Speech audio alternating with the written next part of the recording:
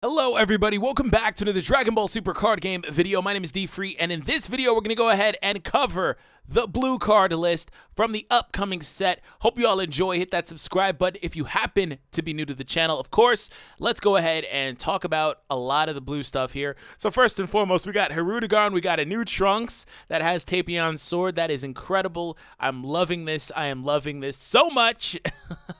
Let's go ahead and take a look at the actual cards, though. Just the fanboy in me is like just going nuts, man, for all this new stuff in this set. They are really going ambiguous with all this stuff.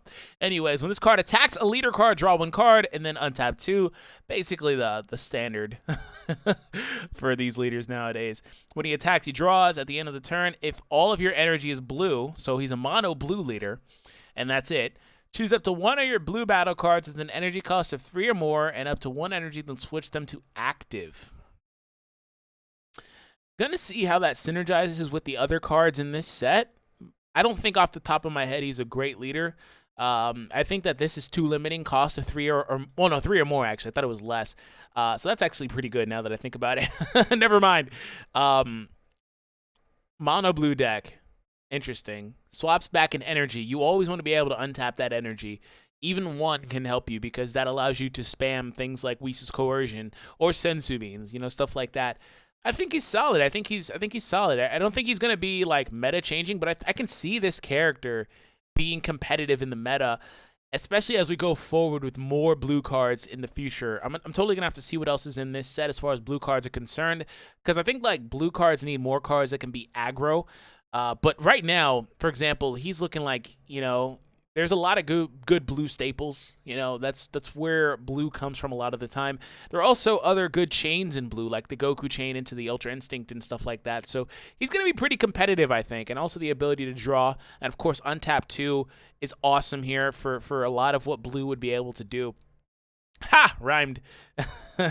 Oh, Hoy and Hirudegarn. Perfect. When this card attacks a leader, you may choose one battle card from your hand and place it in the drop area. If you do so, draw 2 cards. Great ability. Great ability. And untap 2 because you already draw here. This is a really good leader already. When this card attacks, you draw. If you have 4 or more energy, your opponent chooses one card from their hand and places it on the top of their deck. This is good because it allows you to kind of thin out your opponent's hand, which is kind of a form of control-y. It's not super great.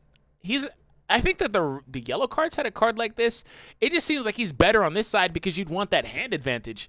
But I guess this is cool because you still draw one and you take one out of their hand, and then it forces them to draw into that. So in theory, you know, you're controlling what they're able to draw.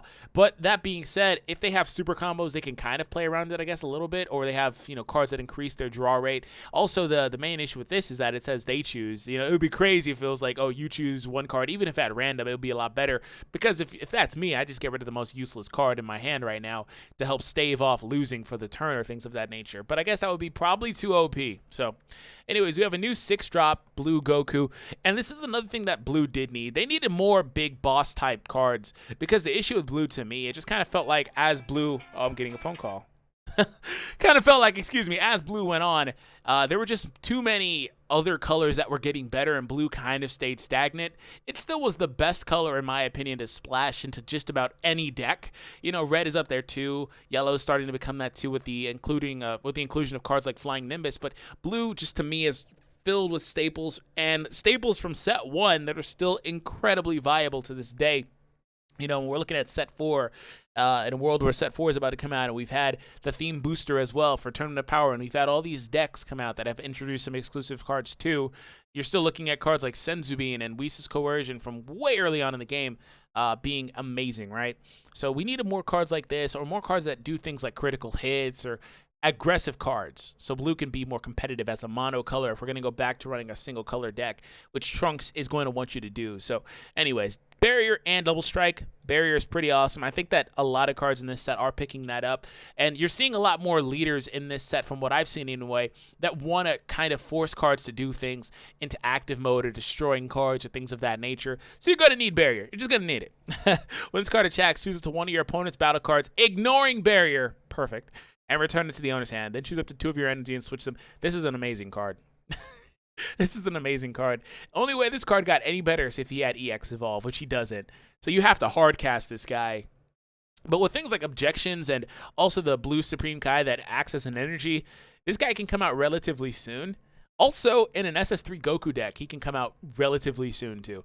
He also freaking pops a card, ignoring barrier, and he also untaps energy. Perfect. This is great. He's also a 6-drop Goku, so he probably can be used as part of those chains for the Ultra Instinct Goku variants in the game. So, awesome card. This is a really good rare. It sucks that he's not a super rare, though, for me, because he's going to have that. I hate the hollowing, the foil that they put on the rare cards, typically anyway. Sneak Attack Son Goku, 3-drop Blue Goku. When you play this, choose up to one of your opponent's battle cards and return it to its owner's hand. Same ability, just doesn't ignore barrier. So you would have to deal with if a card has barrier. Otherwise, this isn't that great of a Goku. Also, something to keep in mind with these Gokus and or Vegetas, if we see any Vegetas, is that they can be viable in Vegito decks. That's another thing that has been happening. We've been seeing more Gokus and Vegetas, and they could be viable in Vegito decks. We just need the Vegito leader, maybe a new one that's actually good. The old one is really good. Super Saiyan Blue Vegito leader is not so good, but the original Super Vegito is pretty good. It's just kind of like him making all your energy like red, blue, and green is really good. You know, basically a rainbow deck. But it's just kind of, I guess, too slow these days. But he's very good either way. So keep that in mind, though. We do have this City Patrol Great Saiyaman. There's going to be a Saiyaman 2, I'm assuming. Blocker and barrier. Yep, it says right here. If you have a Saiyaman 2 in play, reduce the energy cost of this card in your hand by 2. He becomes a 1-drop. If you have a Great Saiyaman 2 out there, which is the Videl. 1-drop Gohan, vanilla. Sun Goten, quick dodge. He's a blocker. Okay, he just comes out 1-drop blocker. Okay. And Sneak Attack Vegeta. These blue cards don't have very good art, do they? Not really. The Gokus, I think, did. Anyways, barrier. When this card attacks a leader card, your opponent chooses one card from their hand and places it on the top of their decks. 5K combo, 3-drop. I think if this was a 2-drop, he'd be really good. Yeah, I think he's still a good card, but I think he'd be a lot better, of course, if he was a 2-drop, which is probably self-explanatory. As a 3-drop, it's just, to me, when it comes to 3 and 4 drops, there's so many other cards I'd rather play. But in a mono blue deck, this could be a really good card. I'm trying to be nice because I don't know exactly the engine or like what is going to happen with the rest of these cards yet. But in theory, this is a good card, especially because it does the same thing as Hirudegarn. It's choosing one card, and a lot of the same reasons I talked about how Hirudegarn could be good as well. Oath's Power, Trunks, okay, from the Hirudegarn movie. Permanent, if Tapion is in your drop or warp, this card gains double strike and barrier. Okay, at the end of your turn, switch this card to active. Switching him to active allows to protect the card a little bit. You know, he can't be attacked typically unless it's a card that can attack active mode. Also, the issue with that is that, you know, barrier is important. He would get that if you run him with Tapion. So basically, he's literally impervious to going anywhere in almost every scenario, aside from the cards that attack active mode. One that comes to mind is Jiren, cards like that. Or, you know, cards that can still wipe board. There are a few of them that can still wipe board without having to technically choose, which means they ignore barrier, or a card that flat out ignores barrier, like the Frieza from the theme booster, I believe, does that, and the Goku that we just went over. Anyways, 2-drop Trunks, Heroic Encounter. Auto, when this card attacks, choose one Tapion from your deck and add it to your hand, then shuffle your deck. Okay, I like it. Pulling a card out your deck. Oh, a new Gotenks. He's a critical card. Awesome. We need, like I said, we need more cards like this with critical and stuff. Activate main. Place this card in your drop area. Choose the one of Sun Goten and Trunks Youth from your deck and add them to your hand. Then choose up to 2 of your energy and switch them to active, then shuffle your deck. Critical 4-drop, 20k. Has the ability to pull 2 cards from your deck and untap. He's a very good common. Very, very good common. I don't know how often I would do this unless I'm trying to bring out a bigger combo. This is really good if you're trying to bring out another bigger combo because the untap and also adding cards to your hand helps feed combo potential. And of course, you can pull out the Goten, the green Goten if you would like to. Of course, that doesn't work in a mono blue Trunks deck, but you also can pull out the unending Trunks, the blue card or whatever it's called that allows you to untap another energy. So you can start getting pretty cute with the combos with this card. But otherwise, I honestly, if I were to pull him out there, I would probably leave him out there for the most part, just for the critical. Just makes him a threat. 20k crit is nice. That's a very, very nice range for this card to be in. Very, very mid-rangey card, too. So you can just pop him out there. And he's very good in the decks that can untap energy like SS3 Goku because you can play him and not have to worry about him. You know, not have to worry about the deficiency of energy after hard casting a card this expensive, you know. And I don't want to overstate the 3, 4, 5, 6 energy cost type cards, the mid-range area of cards. It's just that the game has gotten a lot faster, you know, and you don't really have that many turns or as many turns to really sit there and set up this stuff. So you're going to need, you know, fast leaders and or cards like Objection and the Blue Kai that I mentioned earlier. And then, of course, cards that can untap. This card is one of those cards that can untap. He also serves another purpose in that he can add cards to your hand. So he's very versatile. You know, I like him a lot.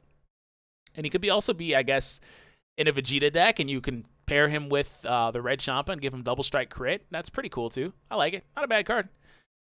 So here's the Videl, Great Saiyaman 2. When you play this card, choose up to 1 Great Saiyaman from your deck and add it to your hand. So you play this card for 2 energy. Could technically be a turn 1 play in the SS3 Goku deck if you would like. And then you instantly fish out a Gohan, Great Saiyaman Gohan, who becomes a 1-drop while this card's on the board. Unfortunately, this card does not have Barrier. That would make this card incredibly good. Does the Gohan have Barrier, though? He probably doesn't.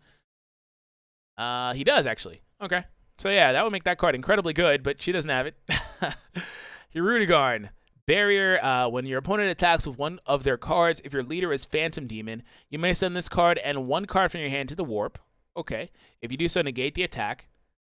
Your opponent attacks with one of their cards. So it doesn't have to even be attacking this. It's a 7-drop, though. That kind of makes sense. He's pretty expensive.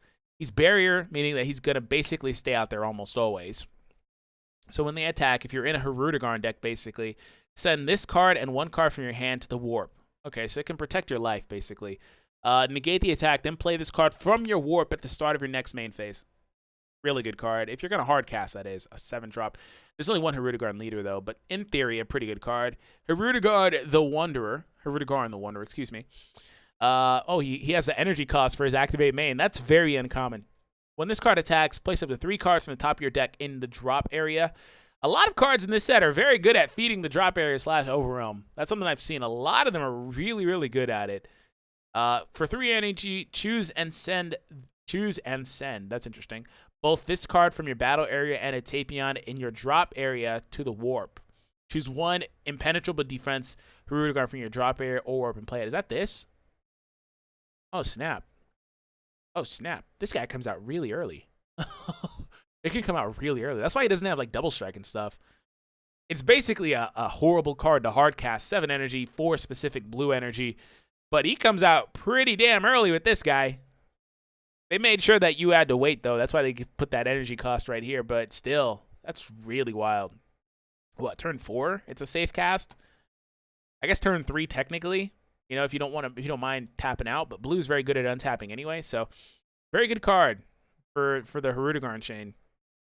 So, Oath's Power Tapion. We're going to start getting into the Tapion, it seems, because we need those. When you play this card, you may choose up to 2 cards from your life and add them to your hand. Oh, my goodness. Oh my goodness. If you choose to add 1 or more cards to your hand, choose up to 1 of your opponent's battle cards with an energy cost of 5 or less and place it on top of the owner's decks. Oh my gosh. Oh my gosh. This is a ridiculous blue card. This is a ridiculous blue card. Pull 2 and an added effect.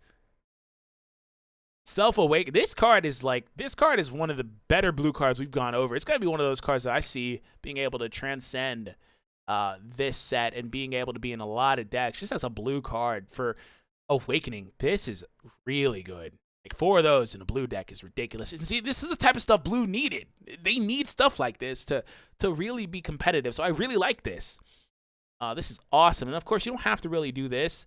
But if you don't understand the importance, if you're new to the game, of pulling cards from your life, I mean, technically you're hurting yourself, but you're able to flip your leader faster. And a lot of times in a lot of games, the quicker you can flip your leader, the better off you will be in terms of winning the game in a lot of games. So that's an incredible card.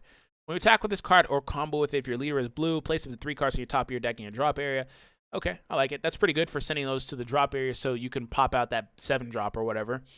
When this card is placed in your drop area from the hand, okay, don't really like the from the hand. It could have just been said from the drop area or from placed in the drop area from anywhere, I guess. If you're in a Hirudegarn deck, you may choose up to one Hirudegarn, the one from your deck, and add it to your hand, then shuffle your deck, which is this card right here. So Minosha fishes out this Hirudegarn piece. This Hirudegarn piece, plays this one. It's a combo deck, basically. It goes from one to the next to the next. And then there's Hoi, Enemy of the Flame, super combo. Wait, what? Draw 2? Super combo. If your leader is Phantom Demon, if your life is 4 or less, place one card from your hand in the drop, which is, okay, this is perfect for Minosha. That's why I was like, wait, where's Minosha? You have to wait a while. You have to wait till you're at 4 life or less. But ideally, with the Tapion here pulling from your life, or the other one, whichever one, is this one, that shouldn't take very long. Okay, I can see where this deck is coming together now. Because with this, you can send the Minosha, and then from there, you can pull the Hirudegarn and start pulling out the big Hirudegarn sooner. So I like it. Draw 2, though, is pretty awesome. Drawing 2 is great. Phantom Flame Cannon. If your leader is Hirudegarn, it gains plus 10,000 power for the duration of the battle. Then choose it to one card in your opponent's hand and place it on top of their deck. They're really going out with this, aren't they? Placing cards on top of the deck. That's a great card, though, for Hirudegarn. If it's attack, that is, if they try to go at you. Ectoplasm, this is a counterplay. Choose up to one Hirudegarn in your battle area, send it to your warp. At the start of your next main phase, play that card from your warp.